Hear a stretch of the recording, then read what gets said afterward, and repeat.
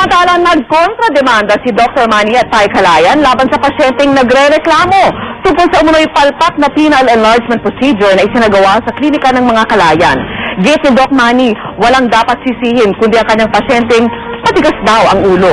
Saksi si Marie Zumali. Mariing pinabulaanan ng mag-asawang cosmetic surgeons na sina Drs. Manny at Pai Calayan ang ibinibintang sa kanila ng isang nagpakilalang Luan Martinez. Reklamo ni Martinez dahil umano sa kanilang kapabayaan, pumalpak ang ipinagawa niyang penile enlargement operation noong September 2007. Namaga at nanakit daw ang kaniyang ari matapos ang isinagawang operasyon sa kanya ni Doc Manny. February 26, sinampahan ni Martinez ng reklamong kriminal sa Makati Prosecutor's Office ang mag-asawang doktor.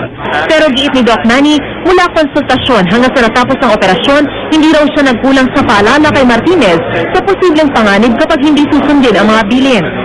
Please follow my instructions, massage it, never use it for sex. Ang sagot ko naman sa akin, Doc, paano ba yan? Tatlo yung girlfriend ko. I'm so sexually active. Sabi ko, hindi tayo magiging successful niyan. Sabi kong ganyan sa kanya. Tapos hindi na nga siya nagpatingin. Hindi talaga ako sinunod. Tapos never na siya tumawag. Kumpiyansa rin si Dr. Manny na tama ang kanyang ginawang operasyon. I've been doing this for years na. Walang nagiging problema. Bakit? Kasi sumusunod sa akin. Pero si Martinez tinawag na sinungaling si Dr. Calayan. Calayan said after 1 week, it's okay to have sex. At dahil nga raw sa iniindang sakit, siya na raw mismo ang nagkusang magpigil. I did not have sex within 30 days. I tried to have sex 4 months later. Sa panayam ng GMA News kay Martinez kagabi, sinabi niyang binanggit daw niya kay Doc Manny ang sakit na nararamdaman. Pero sagot daw ng doktor, pansamantala lang iyon. Masakit palagi, parang dalawa na, ang scrotum ko nag-enlarge. Sumangguni pa raw siya sa isang plastic surgeon sa Amerika at nalamang kumalat na raw sa ari niya ang aqua gel na inilagay sa kanyang penile enlargement procedure. Sinabi rin daw ng doktor na posible ito maging isang tumor. Pero sagot ni Dr. Calayan, safe ang ginamit niyang aqua gel kay Martinez.